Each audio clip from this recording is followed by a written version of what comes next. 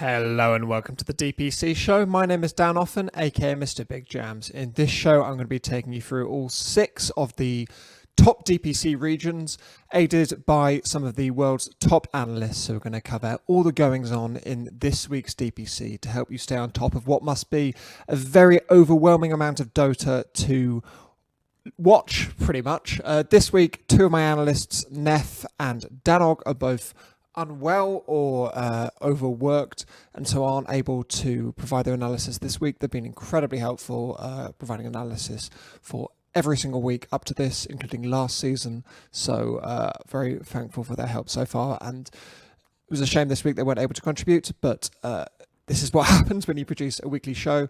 Unfortunately, we didn't have time to get replacements for them, so I'm just going to run through some of the top results of both of those regions at the end of this.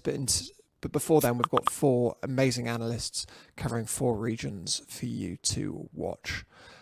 So we're going to be kicking off straight away with Peksu, who is going to be taking us through the goings-on in Western Europe. Okay, so just to kick off, talk me through, I guess, what you see as the biggest matches of this week in the Western Europe DPC. The current week we just had, or the upcoming week, the last week game? We just had, yeah. Okay. So I think Secret Liquid was my favorite series of the week. I think if you think about that series, Secret had a lot to play for. Like they have to win all their series from this Liquid series to the next series if they want to still keep their hopes up going to the major. So that was a very close 3-game series where I feel like Liquid, after winning that game 1, it did look kind of rough for Secret, but then I think they made adjustments on the draft, and I think they had some nice Omni Knight Sven draft, which was really cool against their Liquid heroes. I feel like they had no answer to that Sven Omni. Mm-hmm. And then the last game they had a really fat Raid King as well, and good lanes, so Secret still fighting back. That was a really cool series to me to watch, and like I'm still it's just a really fun like how to say DPC season right now in EU, because there's a lot of games that are just very close, and you can't really expect the outcome really easily. So even OG Nigma was expecting OG to be a bit of the favorites going into that series, but Nigma really showed up and took an important win. So that was my second favorite series of that week.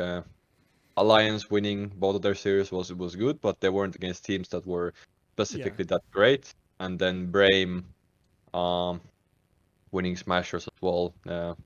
Smasher going 0-7, not the best showing for them, but oh well, maybe they still showed some like they were taking some games still, like from here and there. Like it wasn't obviously 0-7, you can't be happy with that, but I still see like some improvement in their games since like some months ago. So we'll see how they're gonna perform, but yeah, like outside of that, I think the next week is gonna be really close, like really exciting. But from this week, I still said Secret Liquid and OG Nigma were my favorite series of that week.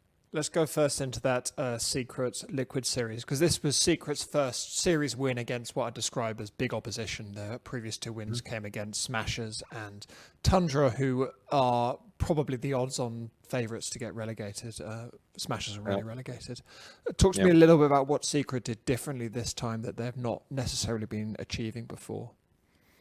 Well, I think they still kept the same thing as OG. I think against game 1 against OG, for example, the previous week, I think they should have won that game. So I think Secret were starting off strong. I think they were doing some laning stuff. I think in the first game, their laning stage wasn't the greatest, but the second game and the third game, they played really well on the lanes. They had a really nice draft. When I really like this Omni Sven they had in the second game against the heroes that Liquid plays. They like to play this Magnus a lot recently, especially in Goikwa.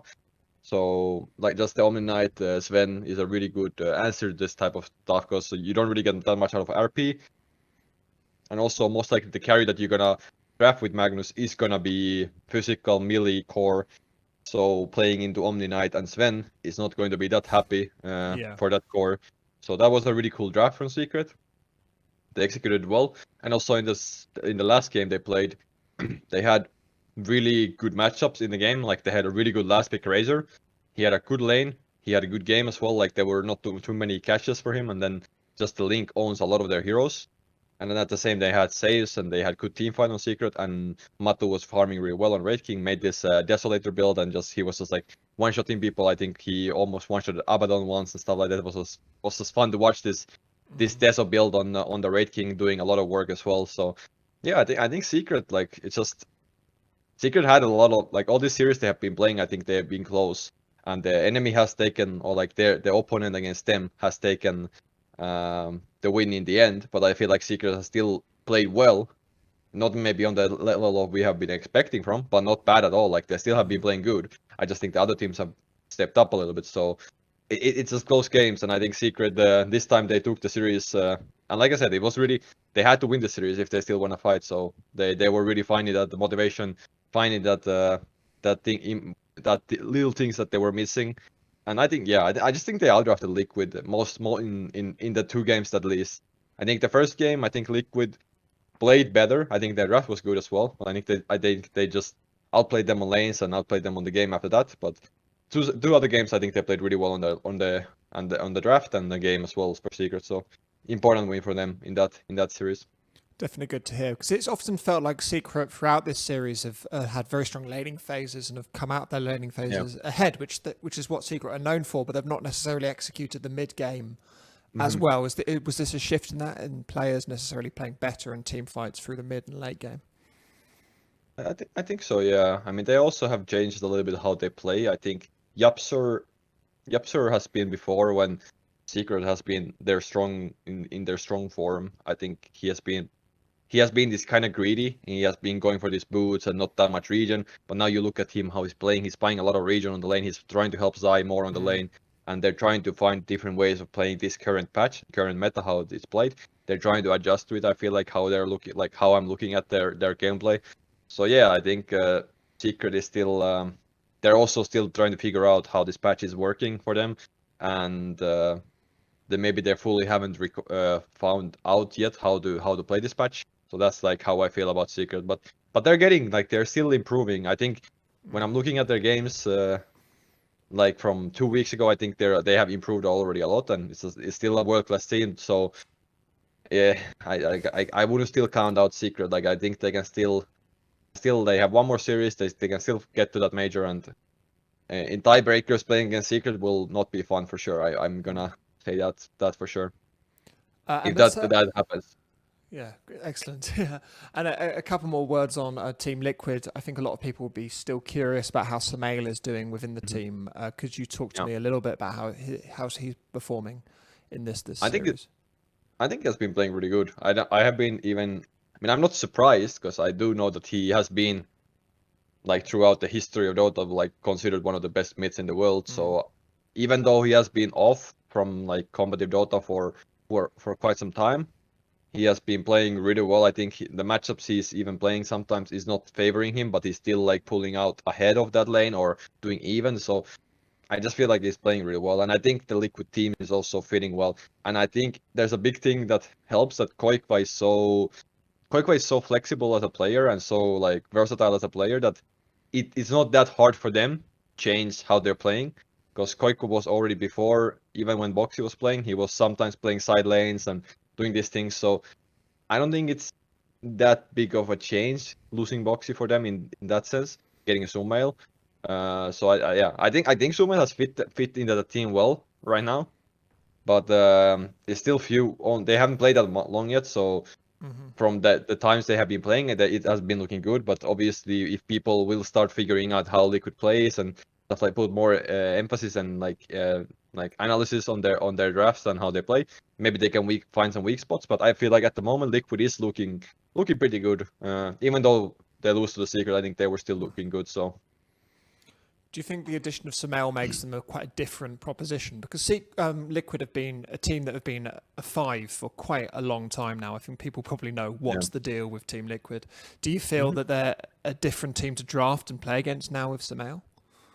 I mean, sure, for sure. Always when you bring in a new player and someone goes away from that team, something changes in the team dynamic and stuff. But I wouldn't still say like their drafts have drastically changed from that. mean, I think they have been drafting less of these Visage and Broodmothers and stuff like that, which are kind of like Koikva, even Lone Druid a little bit, but like these Koikva special heroes. And they have gone for Sumail, like more heroes that Sumail just likes to play. He plays his heroes that he's comfortable with, and they draft around it a little bit. Liquid has a very, I feel like they have a very big hero pool to draft from in general, so I don't think there's a problem with that. Obviously, Boxy is a very lane. He always really likes to win his lane. He really wanted to do that. So Koikva is maybe a little bit different from that. I'm not saying he's not wanting to win the lane, but I think he's more like he's willing maybe more to get sacrificed in a way in the lane than Boxy was. How I felt about him. So that's maybe something that has changed in that team, that they have more of a sacrificial offlaner in that game, and they can play more for Sumail and Mike. But outside of that, I don't think they have drafts. Their drafts have not changed that much. I think from what we saw with Boxy in general. Maybe there has been less Mars, which was like Boxy's favorite hero. But like I said, I think a lot of the heroes that they drafted before they're still kind of like playing with that same idea, even with Sumail. Let's move on then to OG Enigma, which for a lot of people was, I think, the headline series of the week after a somewhat drama-filled week for OG, which we don't need to go into too much. Enigma, this is Enigma's last series of the. I know they've got one more series next week, but it's the last big series of the DPC, and they started with a 2-0 victory over Secret, and have ended with a 2-0 victory over OG. Was this the secret of the Enigma that you saw in week one? Yeah, I think GH first of all played really amazing in both games. He was playing like really well. I think Miracle as well. And he's tiny, doing a lot of work. I think he was like doing kind of these Topson things against Topson and like OG in general. He was just kind of just running around. He even waited for like 2 minutes or something in the top lane, or 1.5 minute TP, and just waited. Like he did this, something that maybe we have not seen from too many mid laners, but like Topson for sure has done this before in the past. So Miracle was kind of giving them the OG poison, whatever, for themselves. And I think overall, I think Nigma drafted really heavy team fights. OG was kind of like, first of all, at least in the first game, they were playing for Ana, and like again, like this is something that OG has used to do. But at the same time, it didn't really work out because they were still getting stuff from Nigma, and IDW was just free farming in that game, and he built like Diffusal. He had a really fat TB, and they just didn't have an answer to that. They were even trying this Topson Hoodwink that he's been spamming on pubs. We saw the Axe potential, like amazing burst potential with any hero, but they just didn't have enough answers to the DB and the team fight of Nigma later on anyway. And in the second game, I think Nigma also, like, they had a really good draft against the OG, because I think OG again, like, we're lacking team fight a lot. Nigma had a really good team fight with Phoenix, Dark Willow, Tiny, Spectre, even with the Furion. Prophet just having really good lane, and really, like, it was a really smart Prophet pick from them. I feel like we haven't seen it the hero too much in EU at least. But against Rao, which OG likes to play nowadays, a really smart hero, getting a lot of those towers, and then they were able to pressure. And then Spectre in that game, it is a pretty free win if you get to that 40 minutes game, which it ended up going. And then, yeah, I think OG were like lacking a little bit on the team fight in this draft. I think Enigma drafted better. It's a lot on these games, especially like on the draft. Like if someone gets an ahead on the draft, it's gonna be hard. The teams are so close. So I feel like Enigma, like OG had to play really, really well in order to win those games. I feel like with the drafts that they had, because they had like, they just didn't have much to fight with. They were having these somewhat strong laners, but they didn't really come ahead out of those lanes that well. So Enigma had a good showing in that series. But yeah, that's how I felt. I think Enigma has been a little bit shaky when it comes to this in this DPC at the moment. But the 2-0 win against against OG and Secret, they definitely showed that the Enigma has some good stuff as well going for them. So yeah, it's just a really close DPC. Very close. I want to briefly mention the Hoodwink, which is the first time it's been picked up in the upper division of EU. It's been picked up a number of times in the lower division with equally low success. Do you think it's not quite a hero that's ready for competitive play yet? It's hard to say about it yet. I feel like I've seen it a little bit as well. I've seen it in pubs a lot, and especially with this axe build that Thompson was doing, I can see like the burst potential of that hero is amazing, but then it does feel a little bit weird. I guess people haven't really figured out how to play with it yet, how to draft around the hero yet, and how to like how to just like in general make the draft around it. Because I don't feel like this hero it's not like a hero that just runs around and gets kills and like makes this space, which maybe we are used to seeing from Topson, especially on the Hoodwink. So I think Hoodwink, as my like feeling at the moment, it's best on the 4 role, where I've seen it the most. Obviously, the success of it's not the highest in competitive play yet, and that what I feel about that is that I don't think teams are they're not fully figured out how to play with this hero yet, or fully figure out where this hero should be played as and stuff like that. But I do feel like it is a 4. And I do feel like, or like at least the best in the 4. I think you can still play it as a core. Like, I think Thompson did good stuff on it, the hero, but it's still maybe the draft wasn't the greatest or whatever. But I see potential in the hero, but it's still something that have to see more and have to see more how teams will find out ways of drafting with the hero. Great. Okay, let's move on then to next week. We've got already Alliance qualified to the major in first place, winning the DPC, but there's still quite a lot to play for next week. And on May the 18th, we've got Secret versus Brame, which is very much a tie-break deciding series. Enigma versus Tundra, which is much the same, and then finally closing up on the 19th, we've got Liquid versus OG. Are there any? I mean, I think they're all highlights, but are there any? If you had to choose a single game to log in and watch, which one would be yours? I think Liquid OG. I think that would be my favorite of that week. I feel like both of these teams have a lot to like. They have very big stakes. Liquid with their win, they can secure the major spot. I think without even a tiebreaker. And then OG, if they lose, they're not gonna go to the major. I think if they lose, and if they win, they will get to tiebreakers. But the biggest thing is I feel like OG has a lot because a lot on the line in a way. If they lose this series, I don't think they can't go to TI, or like they can go to TI with the qualifiers, but it's gonna be a long road from there as well. So Yes. so they have definitely a lot of stakes in that series. I think Liquid, they definitely want that win. They don't want to play those tiebreakers, which are gonna be really close. And at the same time, OG wants to get to those tiebreakers, which are most likely going to happen because there's gonna be, I think, 3 or 4 teams with four wins in a row, 4 wins. So it's gonna be some tiebreakers. So both teams have a lot to play for in that series.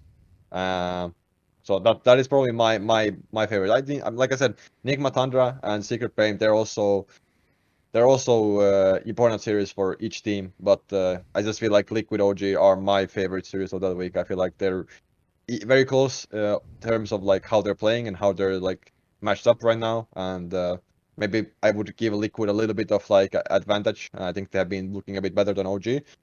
But you can't never rule out OG. Like they can always bounce back. So. Great. Well, lots to look forward to then. Either way, we're going to get tiebreakers, so a bumper week next week to look forward to. So thanks so much for joining me this week, and I'll see you next week. See ya. Thank you to Pexu for taking us through Western Europe. Pexu is a fantastic analyst. I do hope he makes a successful return as either a player or a caster next season. I'm going to follow him on Twitter, which I already do, and you should too. He can be found at Pexu Dota, and is worth following there. We, however, are going to be moving on straight away to Eastern Europe, where Mo Farah is going to be taking us through proceedings there. Okay, so just to kick off, talk me a little through what I think you see as the top games of this week in the Eastern Europe DPC. Top games. There are a lot of good games this week, actually, to be fair. Obviously, the first one that we talked a lot about last week is VP versus Spirit. Really close series, actually. A lot closer than I think people would have given credit for. Game 3, it's 1-1, everything's on the line. The winner of this is going to go to the first place into the playoffs. Team Spirit do some crazy dive. And unfortunately, the game completely turns around. I mean, I was watching that game as well, though. But do you remember we've been talking in recent weeks about how VP, their ability to take fights is always crazy. I mean, they just have this Magnus Void Invoker, and you have this, just Chrono into Cataclysm or RP into Cataclysm combo all the time. And so no matter how far behind you are in the game, it's really easy for you to punish and find fights back into the game still. So I don't think people will be criticizing Team Spirit for everything in Game 3 that happened, but I think you still have to give, fair play to VP. They go 7-0 again. To run briefly through that VP lineup so people know quite how team fighty it is, it's Lena Magnus, Faceless Void, Crystal Maiden, and then an Invoker. So if there's a hero in there that's not great at team fighting, they're comboing with a hero that makes them good at team fighting, which is a pretty great VP lineup, I think.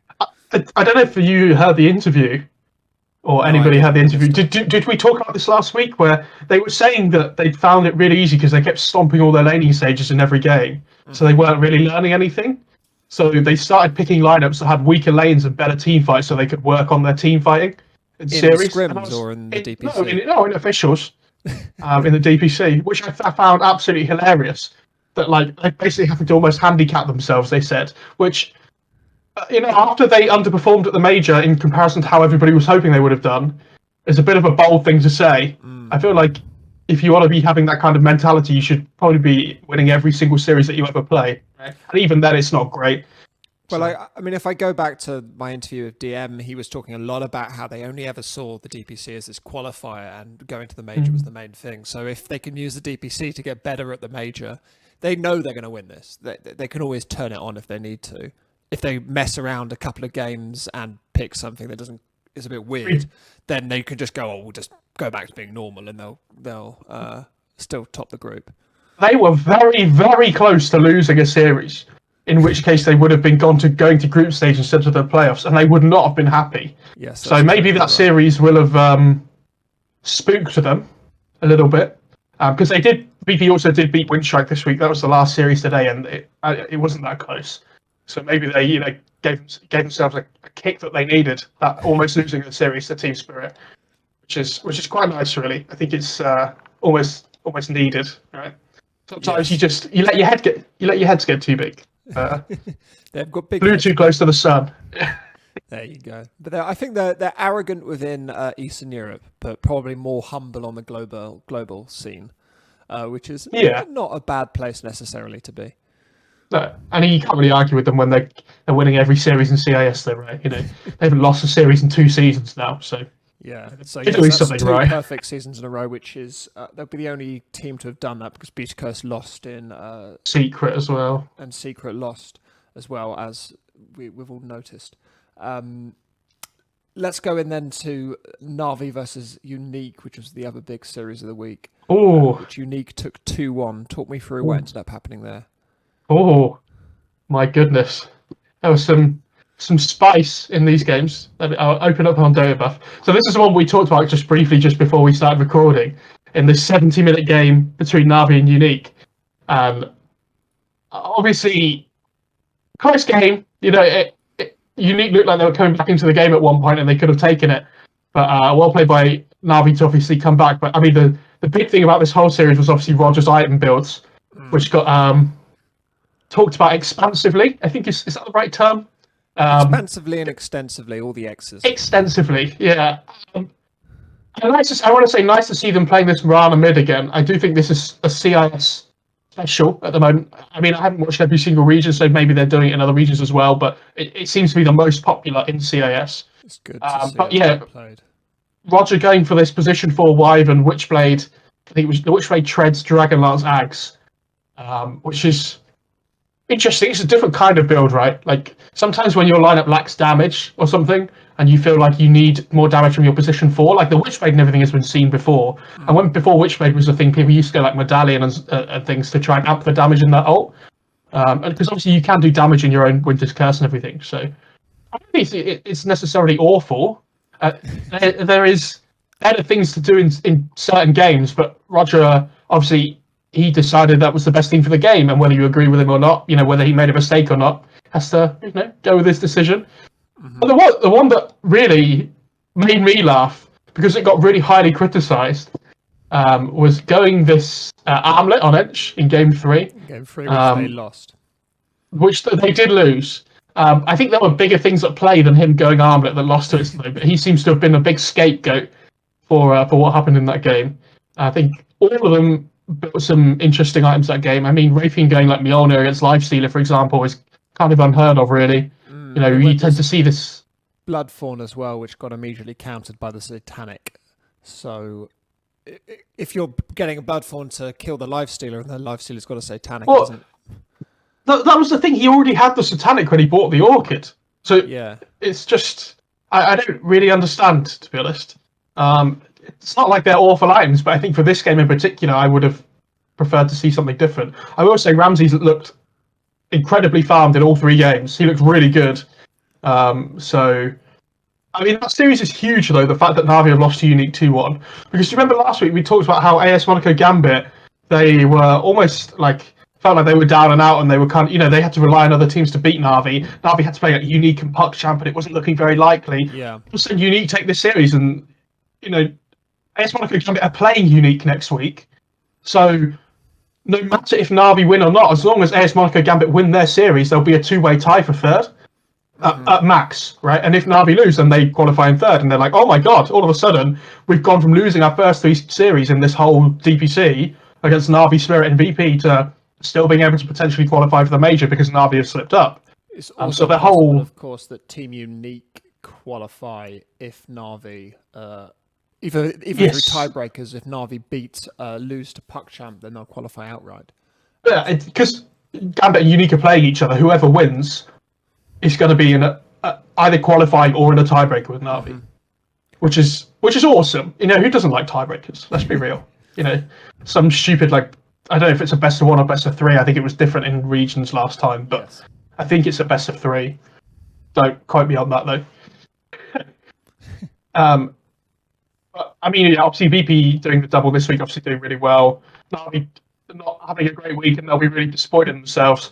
AS Monaco Gambit just about getting across the line against Extreme, which if they'd have lost that series, it would have been a real disappointment for them, considering Extreme haven't won a series all season.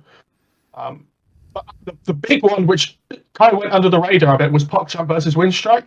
Now, I didn't get to watch this series, but I watched I managed to tune in at the end when they were like when it comes up with the player games and them celebrating and everything, because now PuckChamp's fate is in their own hands if they want to survive.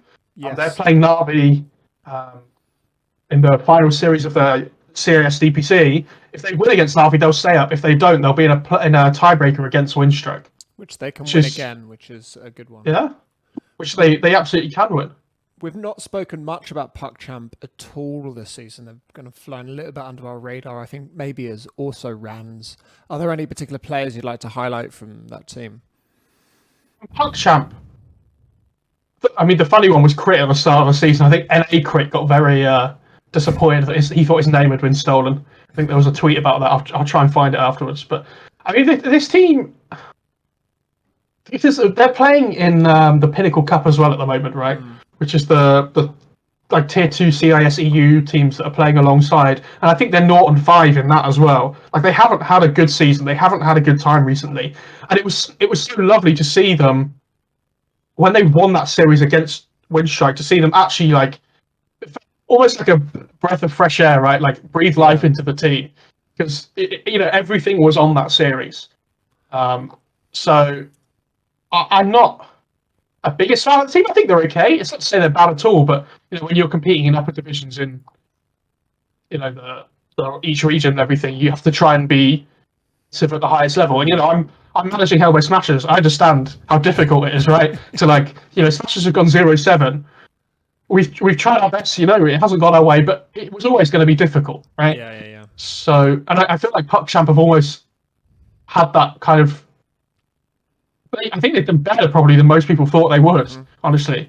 Because Extreme did well last season, and they've just fallen flat on their face. And to just highlight the newness of the PuckChamp team, the earliest any of their histories on Liquipedia goes back to is 2018. So this is a very new team full of very new players. And normally, obviously, Virtus Pro are also a very new team full of very new players. But they have a big organisation behind them, and they're also much better. But the PuckChamp boys, I think, they don't have any grounding of experience that can normally raise up these tier 2 players to another level, and so that they're possibly staying in the upper division, I think is a great achievement to them, probably. Yeah, I would say so, because like you say, it is a younger squad, and it's quite cool for CIS in general. It feels like we are saying more than ever that there is a lot of new blood, right? You know, I know GPK's been around for quite a while now still, but people still seem to talk about him as new blood or whatever, right? Yeah. Because for ages and ages, CIS was just the same people just moving teams, right? And we didn't really have any intake or anything, but it feels so different now, especially like the Team Spirit guys coming through as well. I'm not saying they haven't been around for a while still, but they've like really pushed on as a unit now, right? And it feels like PuckChamp are the same, even though they've had this disappointing season in DPC and in the Pinnacle Cup and everything, but they can still give it a go. You know, there's no reason to think they can't get better as a team in the long term. The difference between them and a VP is that every VP player has played in a team with many experienced players. They've all had that grounding of playing with big names, whereas PuckChamp are very much doing it for themselves here. And I think we can see them hopefully, if there is a DPC next season, which everyone hopes there will be, go on to further strength. I do think it is difficult as a team if you don't have players with that competitive experience to...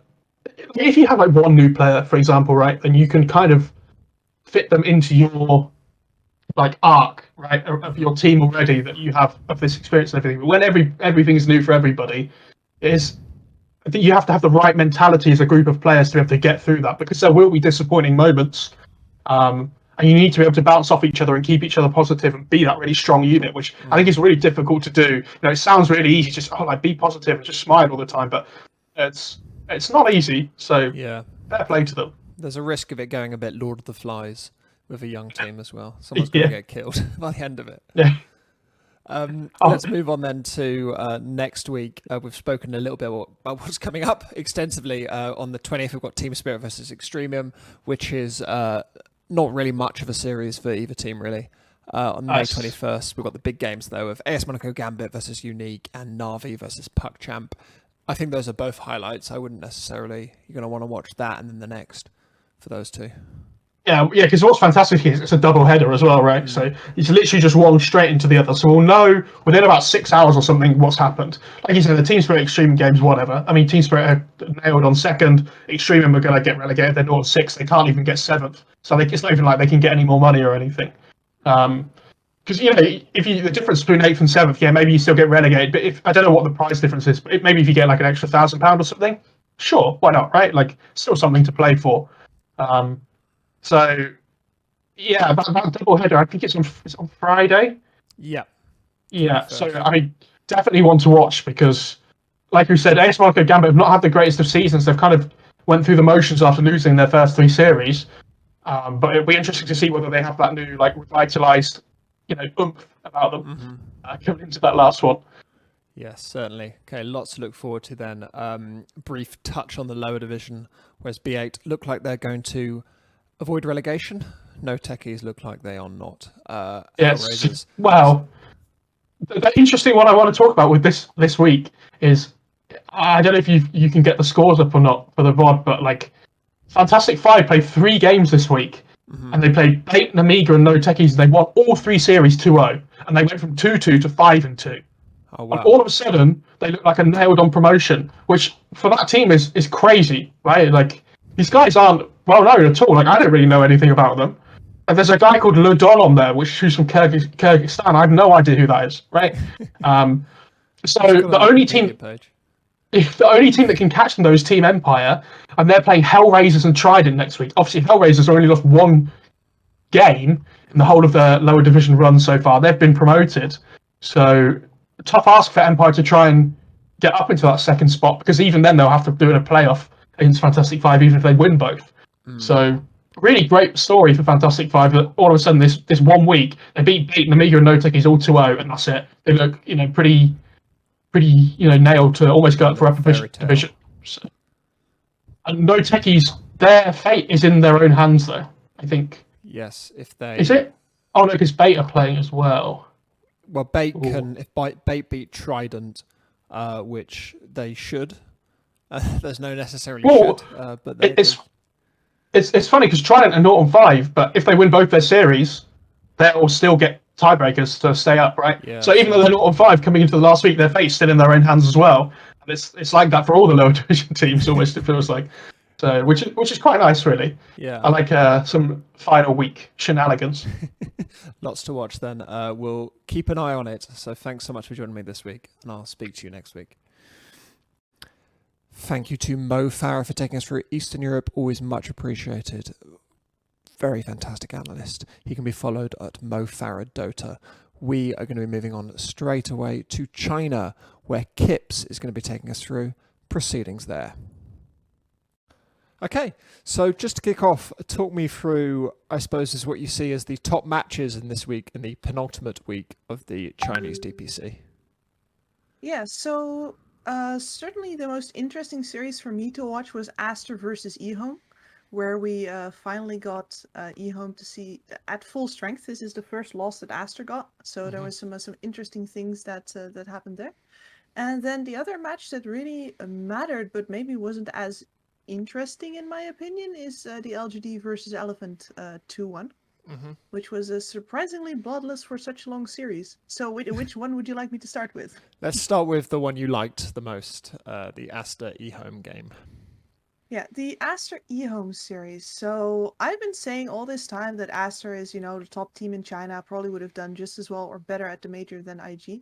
And right now they seem intent on, well, proving me right by believing that themselves. I don't know. They're wobbly is the thing. They dropped the game to RNG, which, whatever happens. But then eHome actually just straight up 2-0'd them, and it's just all clever drafting tricks, really.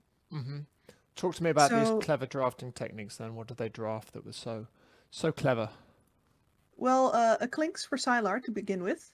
I don't think any of the other regions are seeing Clinks so far. But I've had actually several more today in the lower division as well. So China's suddenly picking up the Clinks, and Sylar playing it to great effect this game. Aster also looks a bit... To clarify, that's the first Clinks pick up in the Chinese upper division, or Chinese both divisions, it says in Liquipedia. Maybe it's out of date for the lower division. No, and then I've not seen any in any other region. So talk to me about this Clinks. Why did it get picked up, and why was it effective? Yeah, I think honestly, and I said this last week as well, that they've just been looking at heroes that Sylar can play that aren't like Luna. And that aren't going to get his team destroyed during the team fights. I think I also got a little bit lucky in that maybe actually picked up a carry Magnus, which really didn't... Oh, sorry, I keep calling him maybe. Why do I say maybe? Monet picked up a carry Magnus. It's an easy mistake. Yeah, and Monet went in pretty hard in moments where his team couldn't really follow up, and then Sylar just absolutely peeled them apart with single target damage. He could just go one by one by one. It looked very systematic, and it actually made their shot calling look pretty great. Great. And was the other game similar? Is it a very... Did Aster look... Because often when a team like Aster loses, so the top team in a group, they lose in a way that kind of maintains a level of dignity, I suppose, and goes, well, these guys are good, but they just lost a game. Was it that, or did they look bad and eHome looked good? They certainly looked sloppy. Like, they got baited in the drafts by offline heroes both times. So in that game, there was also an offlane Faceless Void for eHome. It's unusual. Yeah, very unusual. So they thought they were going to be playing versus Faceless Void, and that was not the case. And then the next game, we had an offlane CK, actually, for eHome. So again, bit of a bait there. And after that, of course, we've also seen a bunch of offlane CK, including one played by Faith Beyond, and some more in the lower division. So people really learning from this this eHome game. But Chalice playing absolutely excellent on that offlane CK, really the star of the show. Great. And this victory puts eHome into 4th position, equal on game wins with Elephant and IG, subject to the last week of matches. So let's talk about the the PSG LGD Elephant game, which has put Elephant in the same position then. Because that was another quite big surprise. I don't think many people were expecting Elephant to take that one. Well, I mean, and so the 2-1 is for PSG LGD, but once again... Oh, yes, of course, sorry. a game win for Elephant, which is honestly a pretty big achievement, and it was pretty close. And it was very bloodless actually. It was, I don't know if it was a record on the first blood, but especially game 1, the first blood came in at 12 minutes. The record was- first blood's apparently 20 minutes. I asked Knoxville. Okay, yeah. So that's, 12 minutes is close to the record. Well, it's about 8 minutes away, but you know, it's within a ballpark. Yeah. It was just almost strange watching these games and seeing, especially I know Elephant is very capable of playing very aggressive, but it almost feels like they're very conservative right now, letting really just the draft sort of play themselves without pushing it too much. And it nearly worked versus LGD here. Fair enough. How did so Elephant now are sitting in a tie-break position next week. We've got them facing up against Aster, so quite a neat segue here from the first two series we've spoken about. Let's preview that series next before we go into anything else. What can we expect to see coming out from those two teams in that vital final matchup? Yeah, I mean, vital is the right word. This is the entire season basically leading up to that one. Aster can say here, all right, we are the big dogs, we don't partake in tiebreakers. And Elephant almost needs to win this one. There is a possibility that they don't get to tiebreak into any actual major slots if they don't win that one. So really, really very big deal. And I think both of them might start to bring just a really very stable plays into there. We've seen a lot of resurgence of Razor this week, seen a lot of Leshrac this week. I think both of these picks are going to be hugely contested in that matchup as well. And then for the rest of it, honestly, it really all depends on if Elephant want to bring anything creative to the table, because right now they seem to want to play very conservatively. So is that conservatism, do you think that's been drilled into them? Are they trying, because you've spoken a lot before about how they're quite a carefree team. They're a team of individuals who make plays in a way that doesn't necessarily feel coordinated. Yes. Do you think this is like, I'm going to use a football analogy here. When a player like, a manager like Sam Allardyce or Jose Mourinho, a defensive manager joins a team, often attacking creativity is nailed down and the team becomes defensive and rigid because the defensiveness is the easiest thing to coach. Would you say it's similar to that, or is it poor play? What's going on? No, I think it's intentional, and it looks like coach defensiveness to me, and it means that you get a lot more out of the qualities of these players without having to necessarily be afraid that, you know, they're going to tear the team apart by one player dragging this way and the other player dragging that way. So I think it's a good move, and with Aster now seemingly relaxing a little bit, that might give them a real shot. And well, I've said in several places that if Elephant make top 3, I'm going to hand in my analyst badge. They could still make me do that. Fair enough. Who do you have to hand in your analyst badge to? Is it Purge? Does he pick him up, or?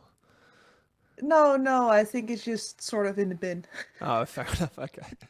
Let's move on then to Vici Gaming's week with a 2-0 victories against eHome and RNG. This puts Vici Gaming in a solid but not necessarily commanding third position in the standings. Talk to me about how they've been doing and what their week looked like. Yeah, I especially like their series versus eHome for the fact that somehow they managed to just coast on a Treant pick twice. I think Treant is a little bit undervalued. Teams right now don't seem to want to pick heroes to deal with him. They're like, okay, this is just a Treant. He doesn't, we'll pick a carry that builds Manta style. And then they forget that their carry that builds Manta style is not enough to push the tier 1 tower safe lane. And you have to bring 3 heroes and dive him, or you have to just be butting up against that safe lane tower for, well, 20 minutes straight sometimes. And Vici really played that Treant map blockade to its absolute fullest. It was it must have been very frustrating if you were eHome, but that's what you get for not learning from the first game as well. Any what are the key players coming out here from Vici Gaming? Because they've had a reasonable season. I mean, better I think than their last season. Has anyone in particular stepped up across this whole DPC? Absolutely, yeah. I've been pretty critical of Erica in the past, and he was definitely a weak spot for his team. But he especially pulled out an amazing Diffusal Blade Ursa game. during this series, and he looked really very good. He looked aggressive, he looked sharp, he looked, well, anything you want your Ursa to be, really. Not over aggressive, but definitely ready to tear anybody to shreds. And it was especially game 2, I think. He looked just really very good. To clarify to anyone confused, Erica's alt name is Po-Yo-Yo. Oh, So yeah. it's sometimes difficult with Chinese players to know who is who. But yes, that's good to hear, because he's been a concern of ours across both DPC Yes. seasons now, and it's good to see him stepping up as such a young player in the team. Let's close up then by talking about IG. I mean, this is against Sparkling Arrow Gaming, who are currently winless and game winless as well, so not too much to learn. But IG's DPC has been a touch of a disappointment here, and they have to win a game against eHome next week to have a chance of attending the major. Is there any inklings of the improvement in that game against Sparkling Arrow Gaming? How do we expect them to do against eHome next week? I'm not really sure if you can see anything from that. Like, the thing is that IG lives and dies by Emo, and these were 2 great games for Emo.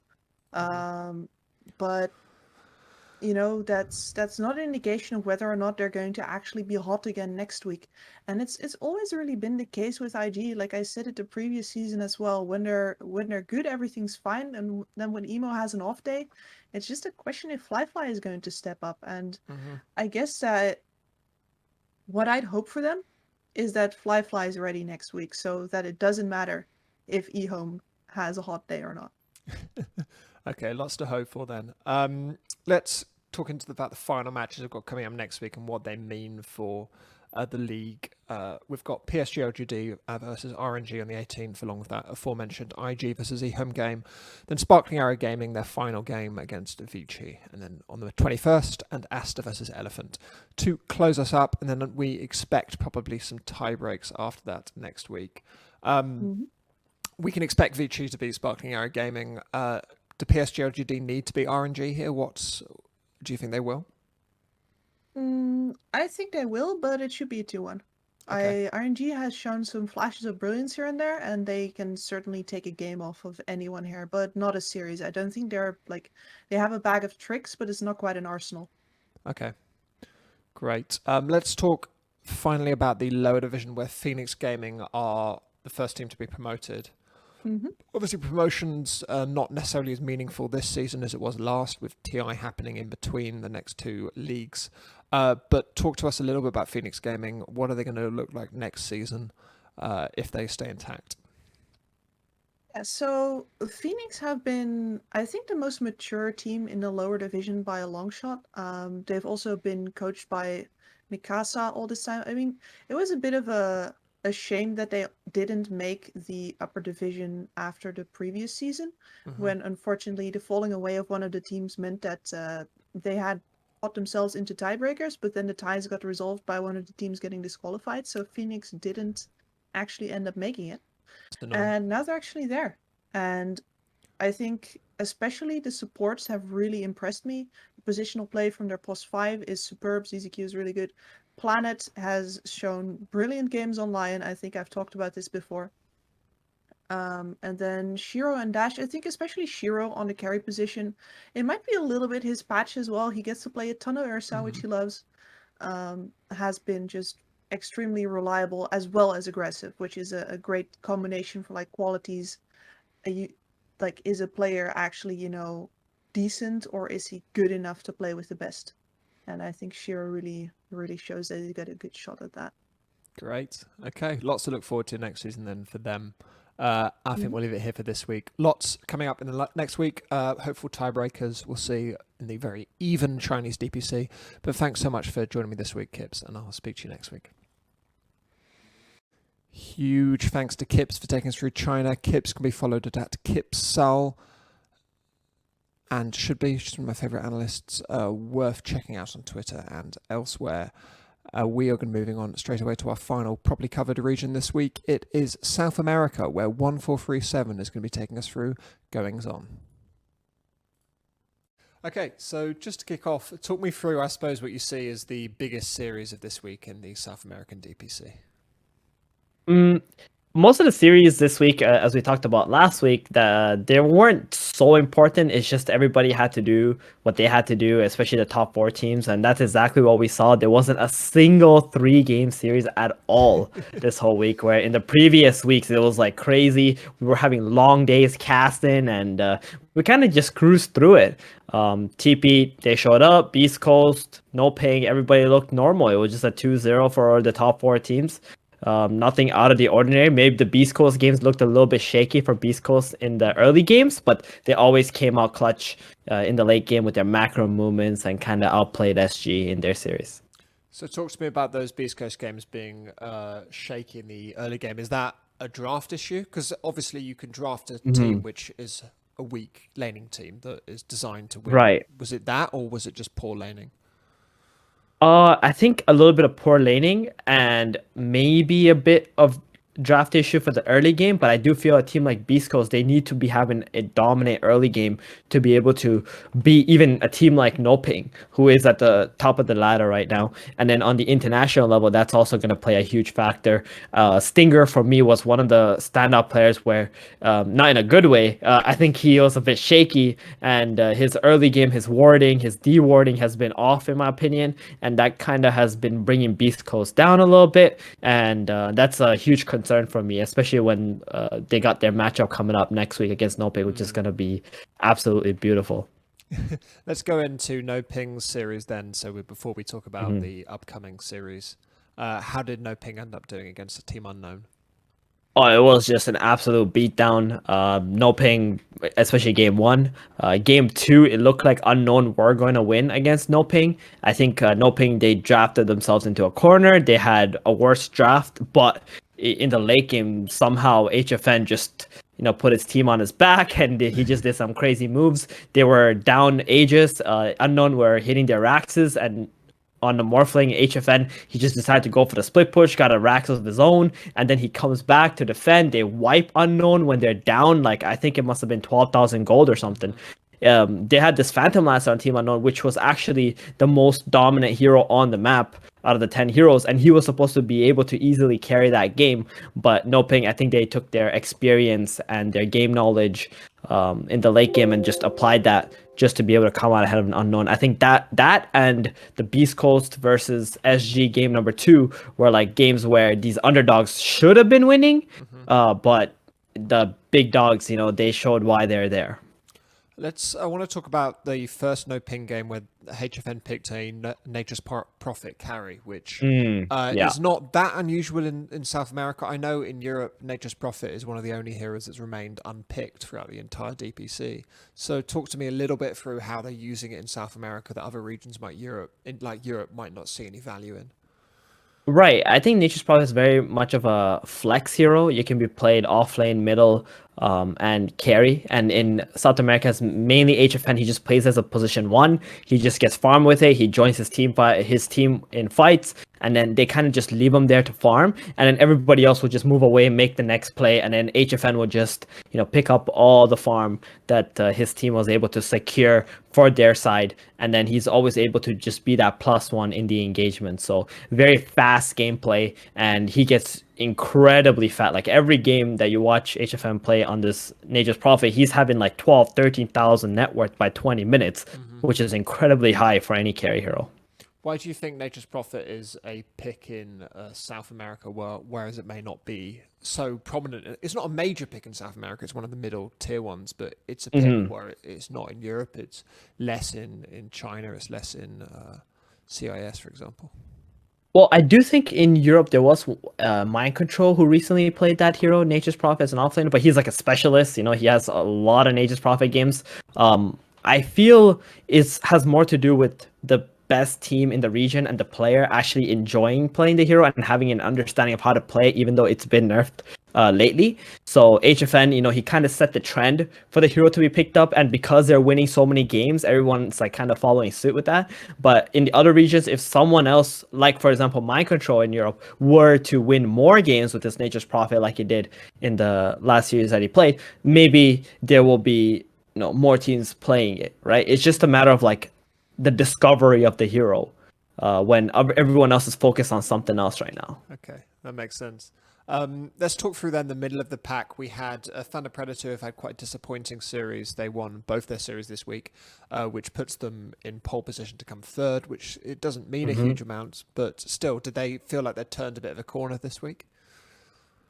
Well, they're trying to do what they can, right? They just want to have the higher placement in the division so that they have more points, especially going into TI. They collected a large sum of points, getting 6th place at the major. So now they're just hoping for the best, get the best possible placement they can get, which is going to be 3rd place.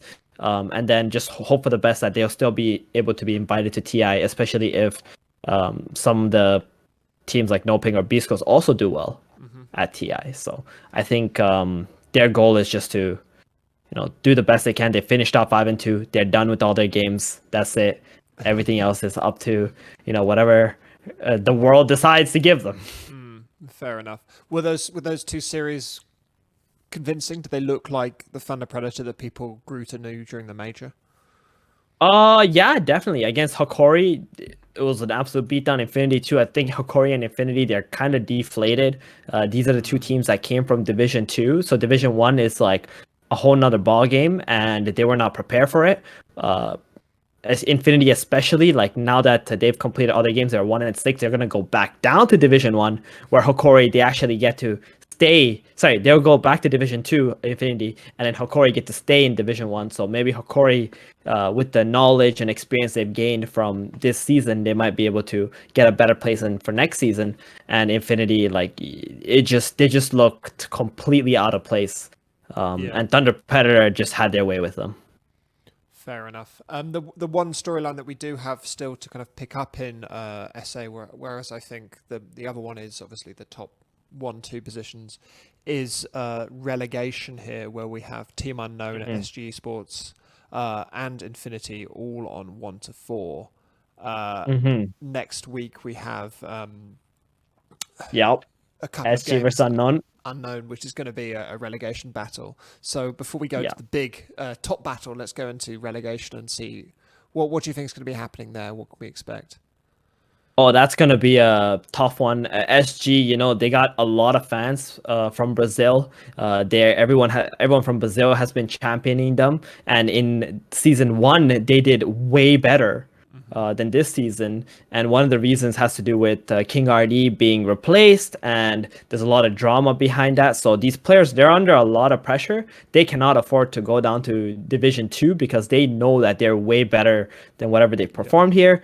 Unknown, they've just been hanging in there, trying their best. They were already near the bottom in season 1 as well, but this season they haven't been looking too good. I feel like they have incredibly talented players, but their macro movements have been really off for that team. So especially their game against Noping, where they were dominant. They were gonna win that game against them. They were gonna make Noping bleed, but there's just a few mistakes in the late game is what got them. So it's going to be a really hype series. I think both these teams are going to bring their absolute A game. Nobody wants to go back to Division 2.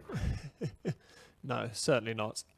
Let's close up then by talking about the big game next week, which is Noping versus Beast Coast. We've spoken a lot about the strengths of those two teams. If you had to kind of preview the match, so let's talk about what we might expect to see or what you think might happen, now's a good time. So Noping, just to give some background, Noping was the only team in season 1 that beat Beast Coast, and they won 2-1 there. I think Beast Coast, their playstyle right now is more oriented around team fighting, having a good late game for their offlaner and their carry player. Chris Lucky kind of plays the position 3, to be honest, even though he is the mid laner. So we're going to be seeing a little bit more of that team fight oriented lineup. On the side of Noping, they sort of have like a system as to what kind of carry hero they want to pick for HFN, Dark Mago, what hero pool he has, and they kind of stick into that hero pool for each player, like 2 to 3 heroes that they want to draft into, and then play through the strengths of each individual player. So they're going to be playing all into HFN while the other 4 players are going to be running around, making some space, and hopefully Dark Mago is playing a hero that can also semi-carry at some point. And it's going to be a really interesting match. I feel like these games could potentially go to 50, 60 minutes. If there was a time where someone is going to outright stomp in one of the games, it's probably going to be No Ping, because Beast Coast tend to favor the mid late game a little bit more, and their laning has been shaky. But you never know with Beast Coast, right? These guys are beast. They have like they've had 1 week to prepare for this series, and they've been looking forward to it. So they could completely change their identity right before the series. Is very much possible. We've seen it before in these DPC settings because of how much time you have between games. Mm-hmm.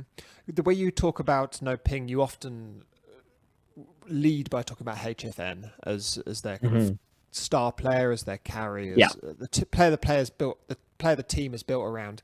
Do you think for Beast Coast it's very much a case of shut down HFN, win the game, or are there more arrows to their bow?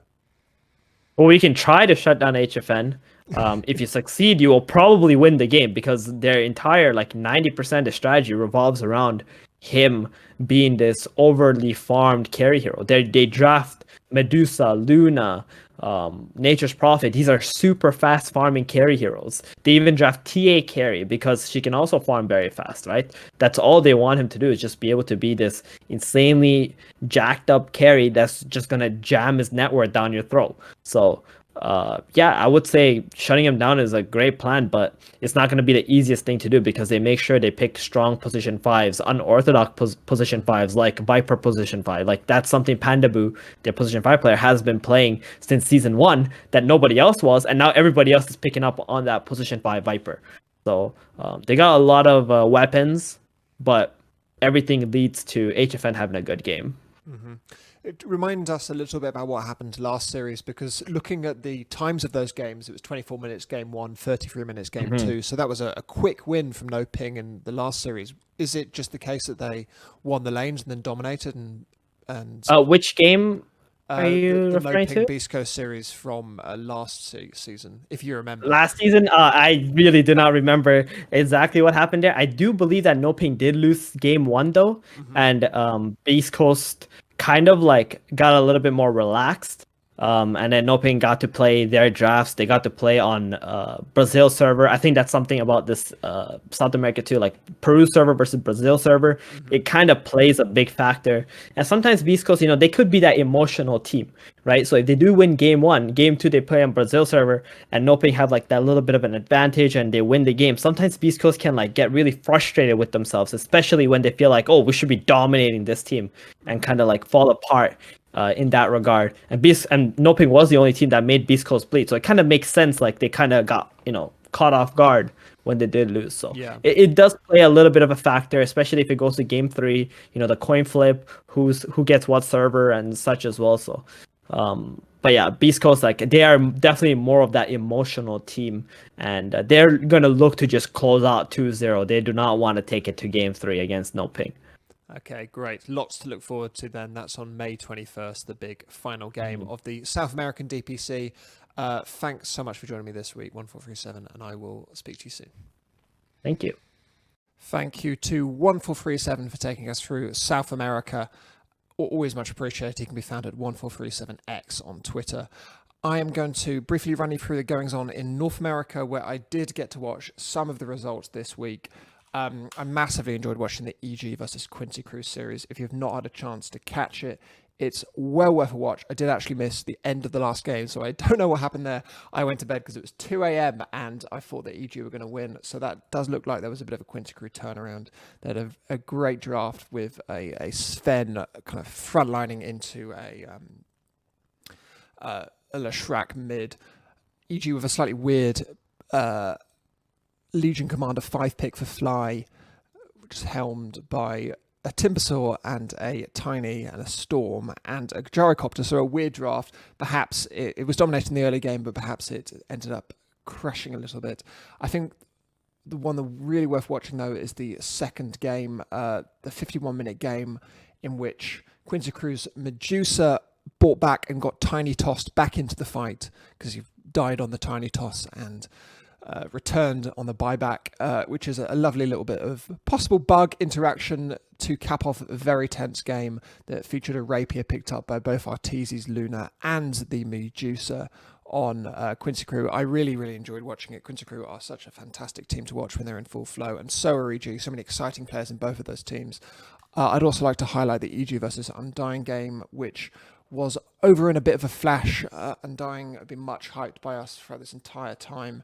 They need to beat Quincy Crew next week to force a tie break with EG, who are most likely going to be black and yellow. So lots to watch out next week in the NADPC with black and yellow versus Four Zoomers on the 18th and the 20th, EG versus black and yellow, and Quincy Crew versus Undying, which should be the highlight of that week for those last check and tiebreakers. Very exciting region. I'm now going to go into Southeast Asia, where I didn't really get to watch much, but Danog very kindly sent me some notes. He'd like to mention that you should watch Little Gun versus TNC, which was very much the hype series of the week. If you don't know much about Little Gun, they are a Mongolian team who have none of their players have ever played with another professional player. They've only ever played in the Little Gun team in this DPC. They came up from the lower division last series, known for their weird, cheesy picks. Somewhat been figured out this series, this DPC, I mean, with somewhat of a difficult run. Currently 1-5. They've got a last match against Execration next week, but they managed to beat TNC Predator, who have been one of the top teams this time, picking 3 teams on 4-2, Fnatic, T1 and TNC Predator, with drafts that to me don't look that cheesy. They're a little unusual, which I think you can expect from a team that has never really played with anyone else. They've got their own little sphere of influence. They picked an anti-mage in game 1 and a Pudge in game 2. So hopefully much to watch there if you've not checked it out. TNC have had a great DPC. So for them to lose to Little Gun is quite something. Next week in the Southeast Asian DPC, we've got Execration versus Little Gun. As mentioned, Little Gun have already gone down, so it's very much just a case of saving face here, but I don't think there's too much face to save for such an inexperienced team. Beating TNC is reward alone. And then Fnatic versus TNC, which will decide first place in the group.